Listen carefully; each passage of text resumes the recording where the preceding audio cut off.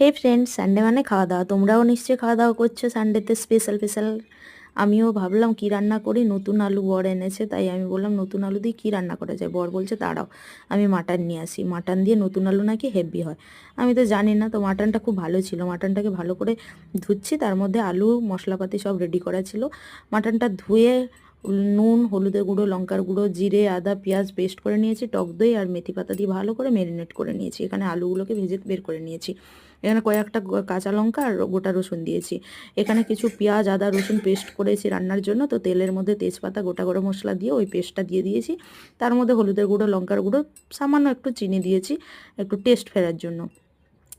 ওটা ভালো করে কষিয়ে নেওয়ার পর ম্যারিনেট করা মাংসটা দিয়ে কিছুক্ষণ কষানোর পর গরম জল দিয়ে ভালো করে 3টে সিটি দিয়ে দিয়েছি। তারপর ভেজে রাখা আলুটা দিয়ে 2টো সিটি দিয়ে ভাজা মশলাটা দিয়ে দিয়েছি। তারপর কালারটা দেখো, লাল লাল ঝোল। বর তো খেয়ে ফেদা। তোমাদের কেমন লাগলো কমেন্ট